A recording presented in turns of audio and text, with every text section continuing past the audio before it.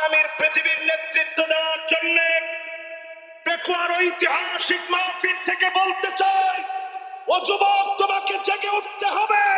ভারতের রক্ত চক্ষু উপেক্ষা করে জেগে উঠা লাগবে মুসলমান।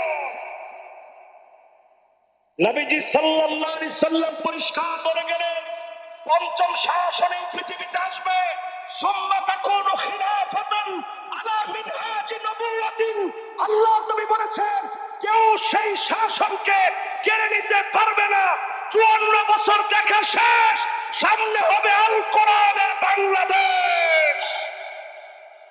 কেউ মনে নেবেন না, হুজুর মনে হয় হুজুরের নিজের কথা বলতেছে, আমি আমার নিজের কথা বলছি না। আল্লাহ নবী বলে গেছেন, এই পৃথিবীর ভিতরে আবার শাসন আসবে, কোরআনের শাসন। কোন জালেম টাকা পর্যন্ত বাধা দিতে পারবে না, পারবে না, পারবে না। আজকের এই মাহফিল থেকে 5টা শাসন আপনাদেরকে মুখস্থ করায় দিতে চাই। 1 নাম্বার শাসনের নাম কি? সবাই বলেন নবুয়ত। 1 নাম্বারটা কি? পুরা মাহফিল স্প্যান্ডেল থেকে আওয়াজ আসবে। 1 নাম্বারটা কি? 2 নাম্বারটার নাম খিলাফত। 2 নাম্বারটার নাম কি?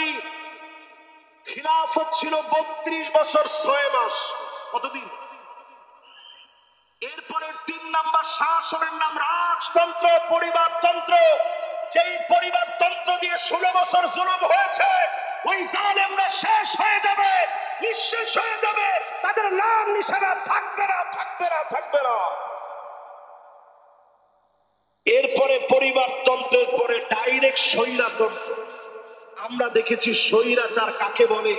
আজকের এই মাহফিলে আলোচনা করেছেন জসিমউদ্দিন রহমানী হাফিজাহুল্লাহ। 11 বছর 16 মাস পর্যন্ত নির্দোষ এই মানুষকে বিনা দোষে অপরাধে তাকে জেল খাটিয়েছে, ঠিক কিনা বলে? আমাদের কাজী ইব্রাহিম হাফিজাহুল্লাহর মতো আলেমকে বিনা দোষে জেল খাটতে হয়েছে, মিজানুর রহমান আজহারীকে দেশ ছাড়তে হয়েছে। এই সবগুলো আল্লাহ তাআলা পাই টু পাই বুঝায় দিচ্ছেন।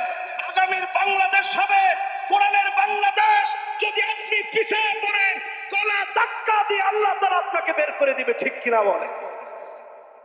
আমরা ছিলাম যুদ্ধে মাত্র 36,000 মুসলমান, বিপরীতে তারা ছিল 4,40,000।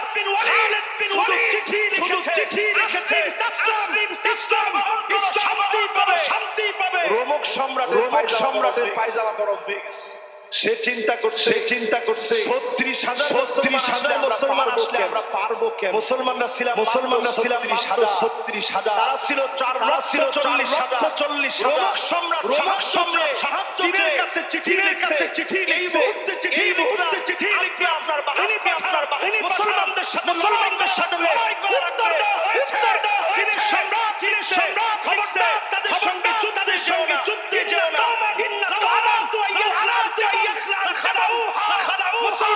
মুসলমানরা যদি পাহাড়কে বলে, তোমার জায়গা থেকে সরে যাও। এই জন্য আজকের এই মাহফিলে আমি দায়িত্বহীন কণ্ঠে পরিষ্কার বলতে চাই, আমাদের শক্তি